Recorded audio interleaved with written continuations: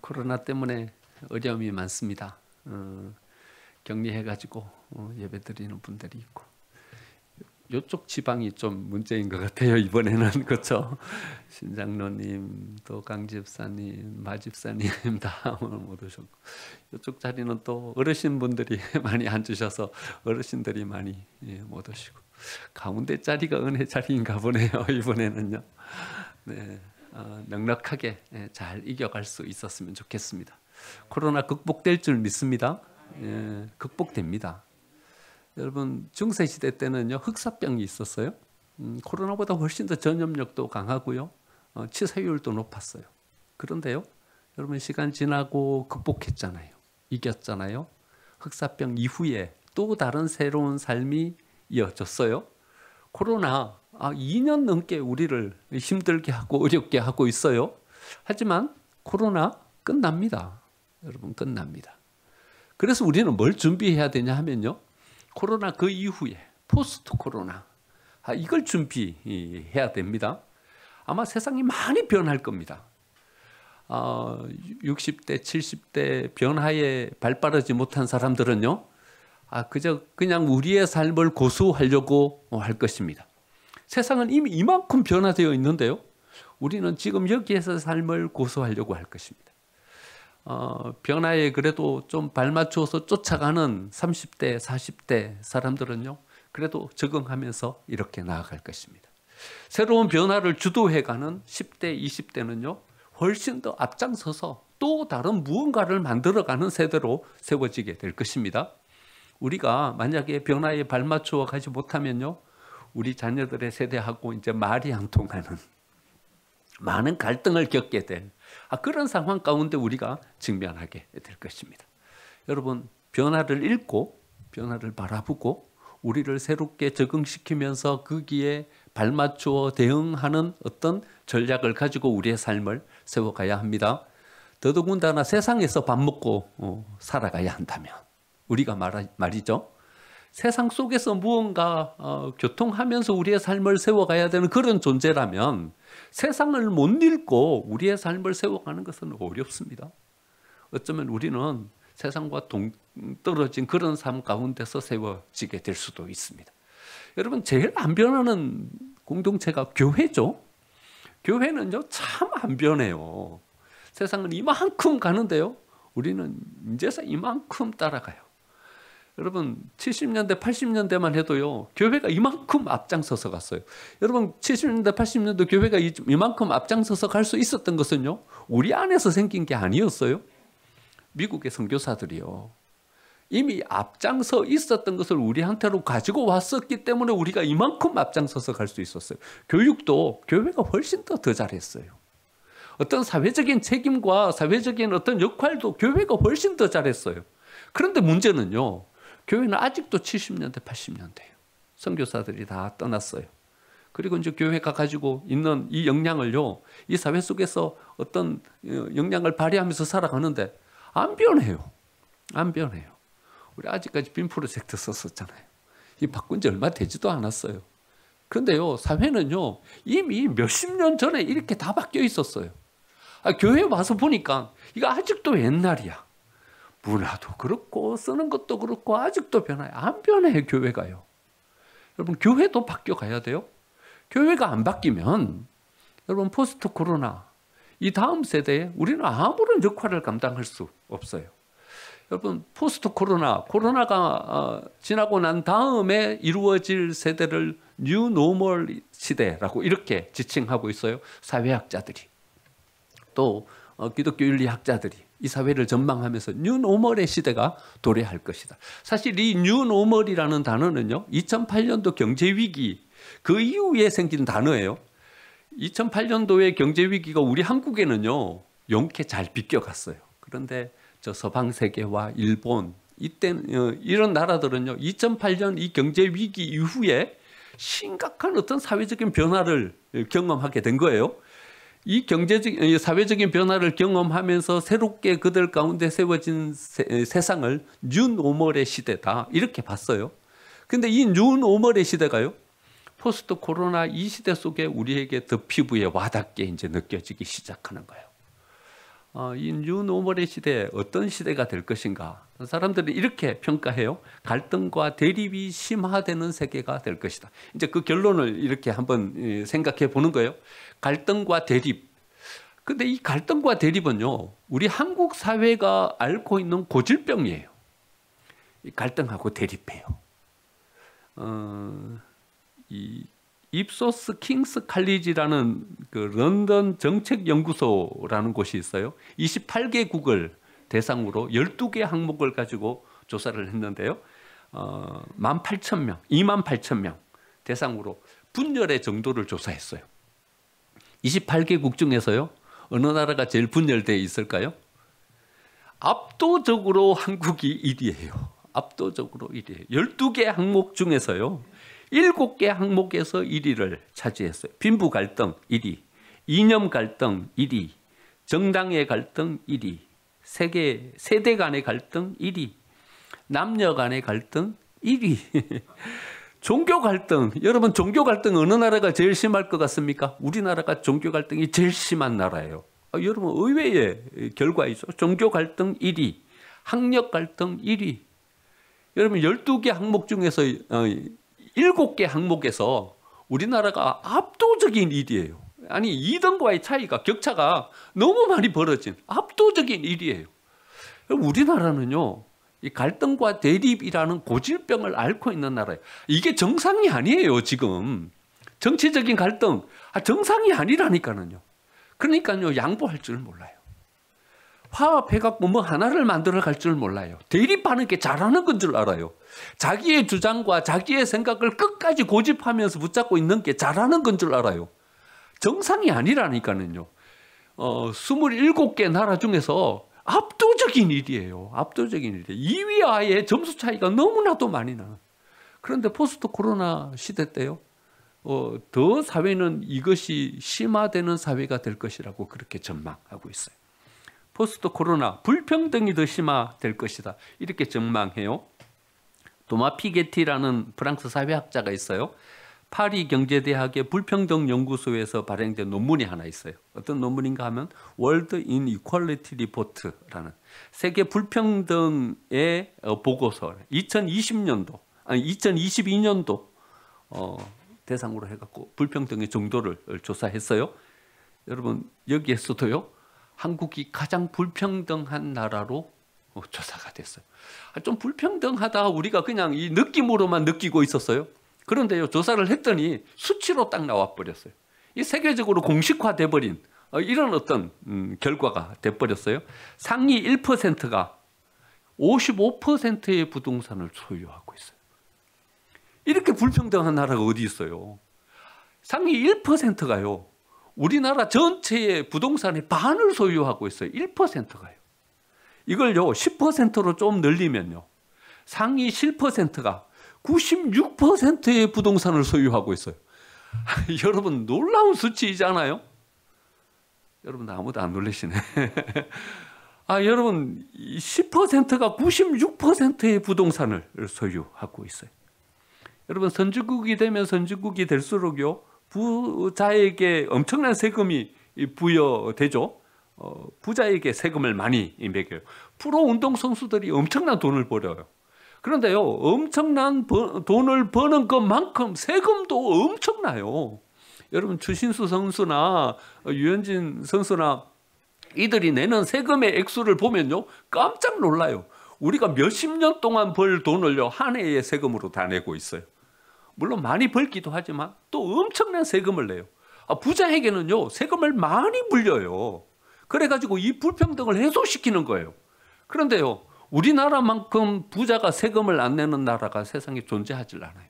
우리나라는요, 부동산을 많이 소유하고 부자가 되어도요, 세금을 안 내요. 세금을 안 내요. 그래서요, 불평등이 점점 더 심화되는 거예요. 물론 세금 내는 걸 좋아하는 사람은 아무도 없어요. 하지만요, 더 많이 가지고요, 상위 1%, 상위 10% 안에 들려고 애쓰는 거예요. 정태인이라는 경제학자가 있어요. 청와대 경제행정관을 지냈던 분이세요. 이분이 쓴 논문에서요, 한국이 가지고 있는 자본주의에 대해서 평가를 했어요. 자본주의 250년 역사 가운데서 한국만큼 불평등한 나라는 한 나라도 존재하지 않았다는 거예요.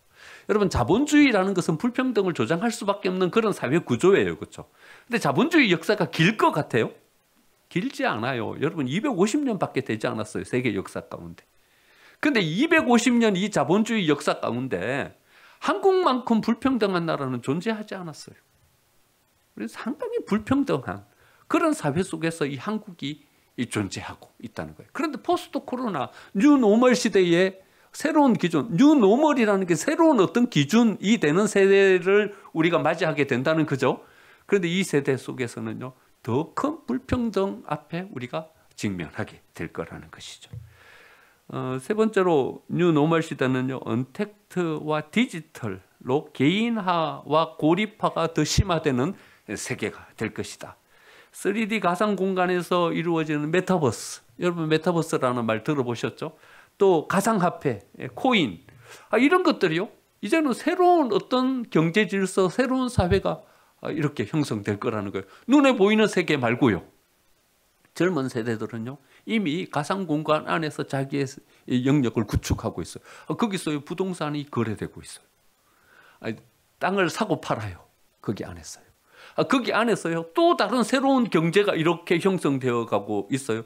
그래서 코인이요, 가상화폐가요, 우리가 쓰고 있는 은행에 있는 잔고 말고 또 다른 어떤 새로운 세계가 여기서 이렇게 형성되어 가고 있어요. 이게 무슨 말인지 모르시는 분들은요, 아직 한참 우리가 뒤처져 있다는 것을 우리가 이렇게 생각하시면 돼요. 메타버스가 무슨 말인지 모르시면 곤란해요, 이제는요. 여러분, 이 세계가 이렇게 변화되어 가고 있다는 거예요.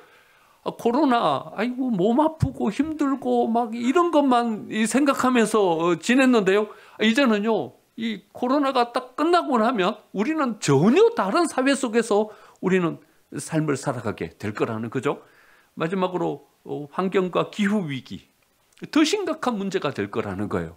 우리 교회에서는 부활절 끝나고 난 다음에 우리 탄소 중립 선포 예배를 지금 계획하고 있어요.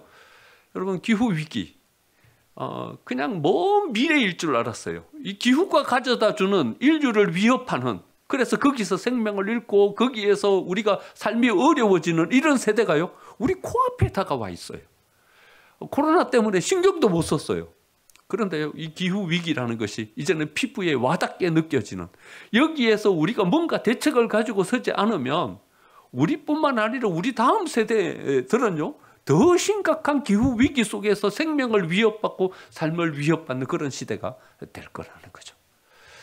여러분, 이 뉴노멀 시대에 이 사회가 가져다 주는 어려움, 불평등, 갈등, 고립, 여기에 대한 답을 줄 수 있는 공동체가 있어요. 그게 어딘가 하면 바로 교회라는 거예요. 여러분, 우리 교회는요, 어떤 갈등과 어떤 대립이라는 것을요, 하나로 만들어 갈 수 있는 가치관을 가지고 있는 공동체예요. 교회가 뭐예요? 하나님과 우리의 사이에 어떤 막힌 담을 허물고 하나 되게 하는, 교회가 뭐예요? 유기체예요. 한 유기체로서 우리는 각자 떨어져 있지만은 하나의 어떤 몸을 이루는 공동체로 우리가 세워져 있다. 이 가치관을 가지고 있는 공동체가 바로 교회예요. 그래서 이 뉴노멀 시대에 가지고 있는 여러 가지 어떤 갈등과 어려움에 대한 답을 줄 수 있는 공동체가 어디냐?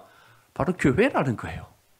교회가 이제는 이 다음 세대 속에서 어떤 역할을 감당하면서 우리가 이 세계에 대한 여러 가지 내포하고 있는 문제들을 해소하고 해결할 수 있는 공동체로 설 수 있다는 것이죠. 그래서 우리는요, 그냥 단지 코로나가 가져다 주는 여러 가지 건강의 위협, 여러 가지 삶의 위협, 여기에 머물러서 있는 공동체가 되어서는 안 된다는 거예요. 뉴노멀 시대에 가져다 주는 사회 문제들에 대해서 우리 교회가 어떤 대안을 가지고 어떤 역할을 가지고 우리가 서야 할 것인가, 이 가치관을 가지고 우리는 이 세계를 바라봐야 된다는 거죠. 여러분, 우리 2월 한 달 동안, 3월 한 달 동안 이 문제를 가지고 한번 묵상을 해봤어요. 3월 한 달 동안 묵상하면서 우리가 잊지 말고 꼭 붙잡아야 될 중요한 하나의 어떤 포인트가 있다면, 저는 야곱이 요셉의 삶을 바라보면서 가졌던, 자기 아들이지만 나는 왜 이렇게 발버둥 쳐도 잘 안 되는데? 자기 아들 이 요셉은 어떤 위기에 빠져도 그것이 기회가 되는 그런 삶을 살아가는 거예요. 나는 왜 안 되는데 요셉은 될까? 여러분, 야곱이 요셉의 삶을 바라보면서 발견한 이 신앙의 안목을 우리는 잃어버리면 안 되는 거예요. 놓치면 안 되는 거예요. 여러분, 뭐였어요? 이거였어요. 첫 번째 주에 우리가 생각해 본 거였잖아요. 창세기 49장 22절, 요셉은 무성한 가지 곧 샘 곁에 무성한 가지라 그 가지가 담을 넘었도다. 요셉의 삶을 바라보면서 야곱이 고백하고 있는 이 요셉의 삶의 비밀이에요. 비밀이에요. 여러분, 여기서 두 가지 중요한 단어가 있죠. 첫 번째 단어가 뭐예요? 샘 곁에. 샘 곁에. 요셉은 어떻게 이렇게 뭔가를 이루는 삶을 사는가? 위기에 빠져도 그것이 어떻게 기회가 되는가? 그것은 샘 곁에 심기어진 삶이라는 거예요. 또 한 가지 중요한 단어가 있어요. 어떤 단어죠? 담을 넘었다는 거예요. 담을 넘는 삶이라는 거예요. 요셉의 삶은요, 자기 안에 머물러 있는 삶이 아니라 담을 넘어가는 삶이라는 거예요. 여러분, 이제 이 마지막 주에 저는 여러분들에게 이 질문을 한번 드려봅니다. 여러분, 뭐가 먼저일까요? 뭐가 먼저일까요? 샘 곁이 먼저일까요? 담을 넘어가는 게 먼저일까요? 샘 곁이 먼저이죠. 논리상 그래요, 그렇죠? 샘 곁에 심기어져야 담을 넘어가는 거예요. 그런데요, 이 샘 곁이라는 것은요, 물리적인 위치가 아니라는 거예요. 우리는 생각하기에 샘 곁에 심기어진 나무다 이래 생각하면요, 어떤 물리적인 위치이다 이렇게 생각해요. 그런데 요셉의 삶을 바라보면서 사람들이 평가하는, 또 성경이 이야기하고 있는 이 샘 곁이라는 것은요, 물리적인 어떤 지리적인 위치가 아니라는 거예요. 어떤 의미인가 하면요, 여러분, 샘 곁이라는 것의 의미가 뭐라고 그랬어요? 공급이라고 그랬어요. 공급. 왜 샘 곁이 중요한가? 공급이 이루어지는 거예요. 다른 곳에는 공급이 없어요. 가뭄이 들면 다 말라버려요. 왜 말라요? 공급이 없는 거예요. 샘 곁에 심겨진 나무는요, 가뭄이 와도 잎이 푸르고 꽃 피우고 열매 맺히는 거예요. 왜 샘 곁이 중요한가? 공급이 있는 거예요. 요셉의 삶을요, 성경은 이렇게 표현하고 있어요. 하나님이 그와 함께 하심으로. 여러분, 계속 반복되는 단어예요. 창세기를 다시 한번 찬찬히 읽어보세요. 요셉의 삶을 이야기하면서 성경이 평가하는 요셉의 삶은 하나님이 함께하는 삶이었다는 거예요. 하나님이 함께하는 삶, 이 삶이 곧 샘 곁에 심기어진 나무와 같은 삶이었다. 이렇게 야곱은 평가하고 있는 거예요. 보디발의 집에 그가 팔렸어요. 그런데 보디발이 뭘 봤어요? 뭘 봤냐 하면 39장 3절에 보니까요, 그의 주인이 여호와께서 그와 함께 하심을 보며 이렇게 표현하고 있어요. 보디발이 뭘 봤냐 하면요, 이 아이에게 자기는 하나님 잘 모르지만 뭔가 신이, 어떤 특별한 초월적인 어떤 신이 그와 함께 하는구나, 그걸 보디발이 봤다는 거예요. 그래서 그를 가정의 총무로 세웠어요. 요셉이 옥에 갇혔을 때, 창세기 39장 20절, 요셉이 옥에 갇혔으니 여호와께서 요셉과 함께 하시고. 전옥이 뭘 봤냐 하면요, 이 아이가 좀 이상한 거예요. 뭔가가 일이 이루어지고 그 속에서 뭔가 새로운 역사가 이루어져. 뭘 어떻게 고백하냐 하면요, 하나님이 이 아이와 함께 하는구나, 이걸 봤다는 거예요. 그러니까 샘 곁에 심겨진 나무라는 것은요, 하나님이 그와 함께 하시면서 그에게 어떤 공급을 허락해 주시는, 어떤 물리적인 위치, 지리적인 위치가 아니라 하나님께서 함께 하시는 삶이라는 거예요. 바로 앞에 섰을 때 요셉의 고백도 그래요. 요셉이 이렇게 이야기하는 거예요.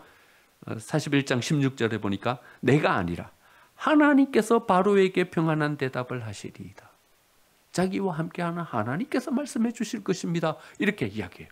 그리고 한참 시간이 흐른 뒤에 바로도 요셉의 삶을 보면서 이렇게 고백하는 거예요. 41장 38절에 이와 같이 여호와의 영에 감동된 사람을 우리가 어찌 찾을 수 있으랴.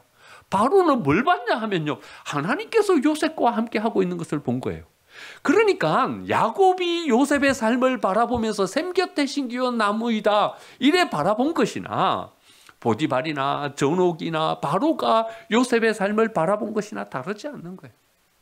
그러니까 야곱이 요셉의 삶을 바라보면서 요셉은 샘 곁에 심기운 나무다 이렇게 고백한 것은 다른 사람들이 바라본 이 사람은 하나님께서 함께 하시는 사람이다. 하나님께서 함께 하시면서 그에게 어떤 특별한 은혜를 공급해 주시는 삶이다. 이렇게 고백하고 있는 거예요. 두 번째 질문이에요. 여러분, 샘 곁이 먼저입니까? 담장을 넘어가는 게 먼저입니까? 다시 질문하는 거예요. 여러분, 요셉이요, 담장을 넘어가겠다라는 생각을 하기 전에요, 하나님께서 그와 함께 하셨어요. 그런데요, 뒤집어서 또 이렇게 한번 의문을 가져보는 거예요. 그러면 하나님은 어떤 사람과 함께 하는가? 하나님은 어떤 사람과 함께 하는가? 요셉이 도대체 어떤 사람이었길래 야곱과는 함께 하지 않으면서 하나님은 요셉과는 함께 하셨는가? 루벤과는 함께 하지 않으면서 요셉과는 하나님께서 함께 하셨는가? 요셉이 도대체 어떤 사람이었길래 함께하는 그런 삶을 살게 되었는가를 한번 생각해 보게 되는 것이죠. 여러분, 요셉의 삶이요, 담장을 넘어가는 가치관을 가진 사람이었기 때문에 하나님께서 그와 함께 하신 거였어요. 요셉의 삶을 읽어보면 이것이 드러나는 거예요. 아버지 야곱이 심부름을 시켰어요. 헤브론에 있을 때 형들이 어디 있는지 한번 알아보고 와라. 요셉은 양을 치러 안 간 거예요. 그러니까 아직 어린 나이였던 거예요. 형들의 안부를 한번 보고 와라. 그런데요, 어디까지 갔냐 하면요, 헤브론에서 세겜까지 갔어요. 헤브론에서 세겜까지 80km예요. 짧은 거리가 아니잖아요. 거기에는요, 에발산이라는 산을 넘어가야 돼요. 험한 산줄기예요. 여러분, 지도에서 헤브론, 세겜 찾아보세요. 그러면요, 이쪽 오른쪽에는 요단강이 있고요, 이쪽에는 평지예요. 그런데요, 산길을 계속 가야 되는 그런 길이에요. 그리고 그 가운데는 에발산이 있어요. 산을 넘어가야 되는 길이에요. 근데 그 길을 요셉이요, 청소년의 나이에 간 거예요.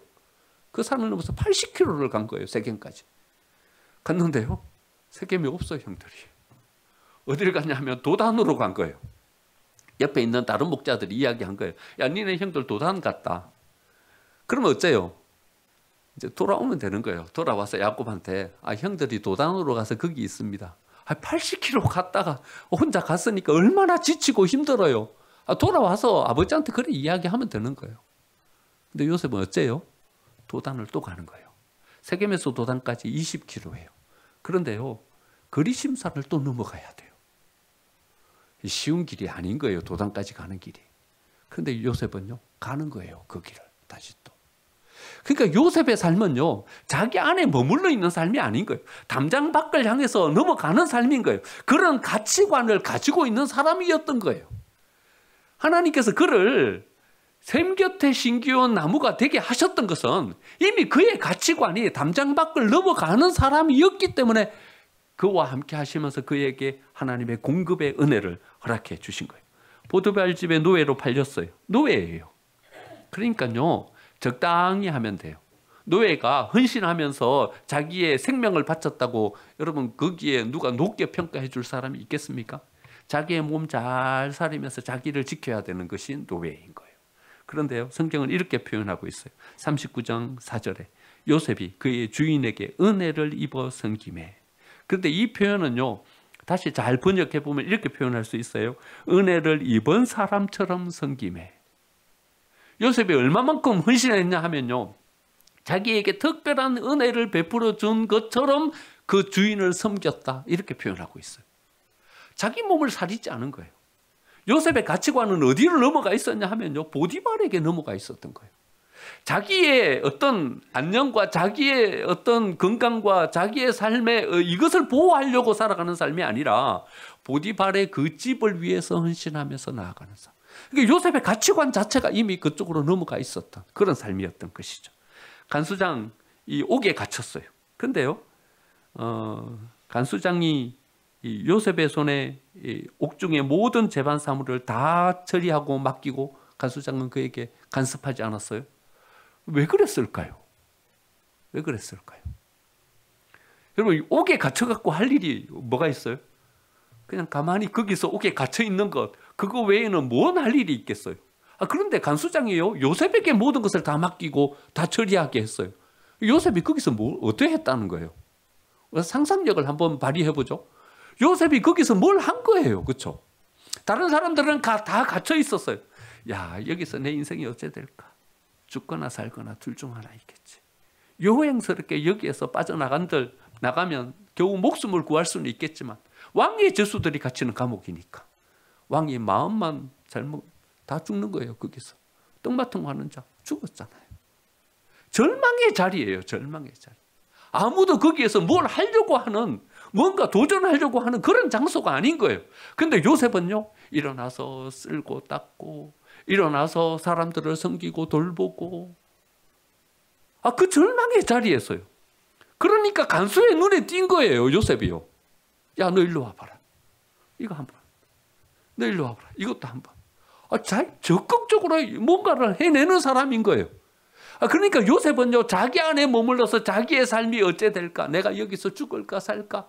자기 안에 머물러 있는 사람이 아닌 거예요. 담장 밖을 넘어서는 사람인 거예요. 다시 질문요. 담장 밖이 먼저입니까? 샘곁이 먼저입니까?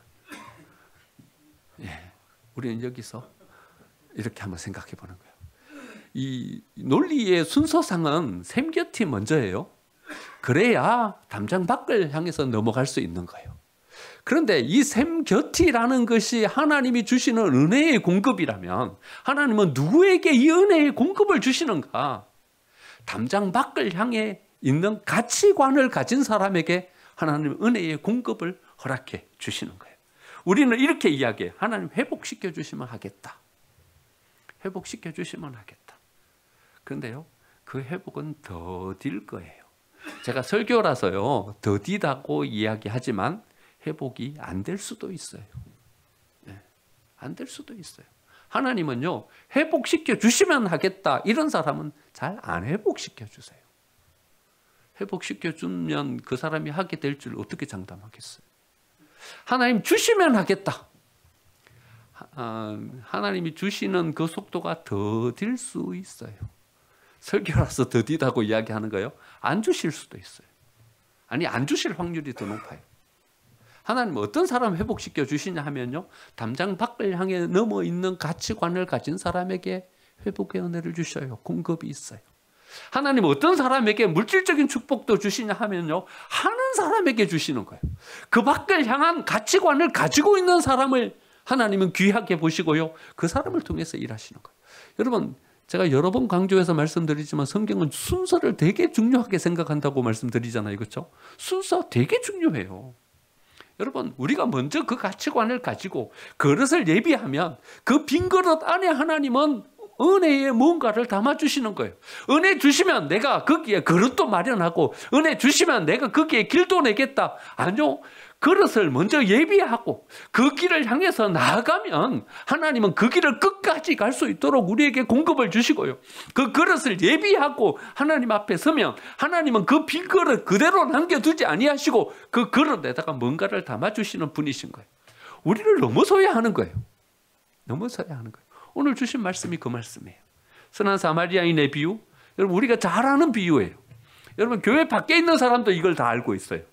우리나라 법 중에 선한 사마리아인의 법이라는 법도 있어요. 어려움 당한 사람을 보고서요, 그냥 지나치면 법에 걸려요. 여러분 그거 아시죠? 그러니까요, 어려움 당하고 있는 사람 봐야 돼요. 누군가 무거운 짐을 들고 가고 있어요. 그런데 모른 채 하고 그냥 지나가 버려요. 내가 좀 여유도 시간도 있고 여유도 있는데, 그러면요, 그 엄격하게 따지자면요, 그 법에 걸리는 거예요. 우리나라에 선한 사마리아인의 법이 있어요. 누군가 곤란한 상황 속에 있는데 그냥 지나가 버려. 여러분 그 법에 접촉되는 거예요. 그 사람이 우리를 향해서 고소하지 않아서 그런 거지. 실제적으로 세밀하게 따지면 법에 접촉되는 거예요. 우리는 일의 선한 사마리아인의 비유를 이해해요. 그런데요, 이 선한 사마리아인의 비유는 예수님이 그래 말씀해 주시는 것이 아닌 거예요. 우리 관점의 문제라는 거예요. 우리 이웃이 누구인가에 대한 범위 설정의 문제라는 거예요. 율법사는 이렇게 질문해요. 여러분 29절에 이렇게 이야기하죠. 내 이웃이 누구니까? 이렇게 대답해요. 내 이웃이 누구니까? 여러분 이 질문을 잘 한번 줄쳐 가지고 읽어보세요. 내 이웃이 누구이니까? 이렇게 질문해요. 선한 사마리아인의 비유를 쭉 말씀하시고 난 다음에 예수님이 다시 질문해요. 이 율법사에게 36절에 예수님은 어떻게 질문해요? 누가 강도 맞는 자의 이웃이 되겠느냐 이렇게 질문하세요. 여러분 이 두 질문의 차이점이 눈에 띄세요?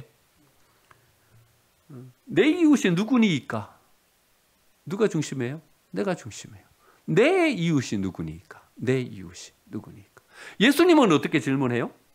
누가 강도 만난 자의 이웃이 되겠느냐? 이래 질문해요. 그러니까요, 우리는요, 어디를 못 벗어나냐 하면요, 우리를 못 벗어나는 거예요. 누가 내 이웃입니까? 내 이웃입니까? 그러니까요, 예수님이 이 비유를 드신 이 비유를 이래 이해할 수 있는 거예요. 아, 거기 강도 만난 사람이 누구일까? 한번 생각해 볼 수 있게 되는 거예요. 강도 만난 사람이 누구일까요? 평범한 평민은 아니에요. 왜냐하면 평민들은요, 빼앗길 게 없어요. 로마가 얼마나 세금을 빼앗아 가는지 우리 속에 있는 것까지 다 내줘도 세금 못 낼 정도로 가진 게 하나도 없어요. 강도 만난 사람은요, 이 평범한 평민이 아닌 거예요. 누구일까요? 세리일 가능성이 큰 거예요. 뭐 그 세리라고 나와 있지는 않지만 세리일 가능성이 큰 거예요. 강도 만났어. 제사장이 지나가다가 에이, 당할 거 당했구만. 레위인이 지나가다가 내 그럴 줄 알았어. 지나가는 거예요. 여러분 우리 이웃이 누구일까요? 일본이 우리 이웃일까요? 일본이 우리 이웃일까요? 사회주의, 공산주의. 공산주의는 기독교에게 엄청난 박해를 가했죠. 수많은 목회자들이 공산주의 그들에 의해서 목숨을 잃었고요. 한국 전쟁 때 여러분 한국 기독교 그 기념관 한번 가보세요. 2층에 우리 그 교회 홀보다 좀 더 큰 홀에 사면으로 빼곡히 순교자들의 사진이 걸려 있어요. 다 6.25 한국 전쟁 때 공산군에 의해서 목숨을 잃은 그리스도인들이에요. 공산주의가 우리의 이웃이 될 수 있을까? 동성애자는요? 동성애자는 우리 이웃이 될 수 있을까요? 몸을 파는 사람들은 우리 이웃이 될 수 있을까요? 이 사람들은 우리의 이웃이 아니다 생각했어요. 율법사들은. 세리? 우리 이웃 아니다. 그 사람들은. 이웃이 아니다. 우리의 이웃. 누가 우리의 이웃입니까? 그럼 우리가 돌봐야 될 사람이 누구입니까? 우리는 생각하기로 우리의 가족은 우리의 이웃이라고 생각해요. 우리의 가족은 우리 이웃이죠. 그래서요, 가족은 우리 이웃이라고 생각하기 때문에 우리는 우리 것을 못 먹고 안 입고 가족은 돌보는 거예요. 우리 이웃이니까. 우리 샘가족, 우리 교회 식구들, 이 정도는 우리의 이웃이에요. 어려움 당하면요, 가서 돌봐드리고 또 좀 어렵고 부족하면 먹을 것도 좀 사다가 이렇게 섬기고 우리 이웃이라고 생각해요. 그러면 이 사회에서 어려움 당하고 있는 사람들은 그 사람은 우리의 이웃일까? 범위가 애매해지는 거예요. 예수님 어떻게 말씀하시냐 하면요, 이웃의 경계와 우리의 생각과 가치관을 완전히 다 허무시는 말씀인 거예요. 이 말씀이. 누가 이웃이에요? 내가 중심이 아니에요. 내가 판단하고 내가 선택하기에 누구는 내가 돌봐야 될 사람이다. 그 경계를 우리가 정하는 게 아니에요. 여러분 누가 중심이에요? 어려움 당한 그 사람이요. 지금 힘들어하고 있는 그 사람이요. 그 사람이 중심이에요. 그 사람이 우리의 이웃이고요. 그 사람을 우리는 돌봐야 되는 것이고 그 길로 우리는 나아가야 하는 거예요. 일간지에 책 한 권이 소개되었어요. 선배 시민. 시간 갔지만 한 번만 좀 생각해 보죠. 담배 좀 사다 주세요. 500원 줄게요. 한 청소년이 말을 걸어왔어요. 할머니는 화가 났지만 그에게 이리 오라 해갖고 꼭 안아줬어요. 그러면서 이야기했어요. 해로운 담배 사달라는데 그걸 사주면 내가 뭐가 되겠냐. 그래서 내가 너의 선배인데, 선배 시민. 그러니까 책 제목이 그래요. 선배 시민. 노인복지관에 청소년들이 자원봉사를 왔어요. 자원봉사를 왔는데 할머니는 그 아이들을 데리고 나갔어요. 너희들은 더 이상 우리를 돌볼 필요가 없다. 너희들은 우리를 돌보기 위해서 여기 존재하는 것이 아니다. 데리고 나가가지고는 사람들이 버려놓은 쓰레기 치우고 거기에다가 꽃밭을 가꾸기 시작했어요. 이 책에 나오는 얘기예요. 이 책의 저자는 유범상, 유혜숙 이 남매가 이 교육자예요. 쓴 책이에요. 이 책에서 노인을 이렇게 이야기해요. 힘없고 돈이 없어서 이제는 사람 취급 못 받는 노, 사회에서 사람 취급 못 받는 노인, 노인, 이 노인인가? 이런 노인도 있다는 거예요. 그런데요, 이런 노인도 있대. 정반대로 세상을 살아가는 지혜를 아는, 세상의 멋을 아는 선배, 세상에 뭔가를 바라보고 통찰을 가지는 노우, 영어 노우, 아는 노우인, 그런 노인도 있다는 거예요. 나이 들면서 인품과 지식을 갖춘 세상을 보는 안목을 가지는 노인이 되기를 원하는데, 우리는 점점 젊은 세대와 섞이지 못하고 고집과 꼰대의 기질만 남은 사람 취급 못 받는 노인이 되어 가고 있다. 이렇게 이야기해요. 그러면서 이렇게 이 책에서는 이야기해요. 우리가 나이가 들어간다는 것은 더 이상 우리 자식을 위해서 살지 않고 남의 자식을 위해서 살아가는 것이다. 더 이상 나를 위해서 살아가는 것이 아니라 이 사회를 위해서 살아갈 수 있는 성숙함을 가지는 것, 그것이 이 사회의 어른이 되는 것이다. 이렇게 이 책에서 이야기하고 있어요. 그럼 저는 이 책을 보면서 이런 생각이 들었어요. 우리가 성숙해진다는 것은 뭘까? 그것은 나를 넘어서는 것이다. 내 안에 갇혀있지 않고 내 안에 머무르지 않는 것, 그것이 우리가 성숙해지는 것이다. 예수님은요, 십자가를 지시기 위해서 이 세상에 오셨어요. 우리 사순절 보내지만요, 하나님은요, 하나님 안에 머물러 계시지 않았어요. 어디까지 오셨냐 하면요, 인간의 몸을 입고 이 세상에까지 오셨어요. 그게 성숙함이고요, 그게 신앙이고요, 그게 믿음인 거예요. 여러분, 이번 한 주를 살아가면서 포스트 코로나 뉴노멀 시대에 이제는 우리는 직면해 있는 것입니다. 이기적이고 배타적이고 고립되고 대립되고 불평등한 사회 속에서 이제는 우리 안에 머물지 말고 우리를 넘어서서 이 세상을 향해서 나아갔으면 좋겠어요. 이 시대에 상처 입은 이웃, 우리가 책임지겠습니다. 우리의 마음속에 다짐을 가지고, 이 사람 하나님께서 우리에게 맡겨주신 사람들입니다. 우리 교회가 책임지겠습니다. 우리 교회는 생명샘 교회이니까는요. 그런 각오와 그런 마음을 가지고 이번 한 주를 살았으면 좋겠습니다. 여러분, 나를 넘어서는 한 주가 되고 우리 가족을 넘어서는 한 주가 되고 어려움 당한 사람, 그 이웃을 중심으로 그들에게 나아가는 이번 한 주간의 삶을 살아가는 저와 여러분의 삶이 되시기를 간절히 축원드립니다. 아멘.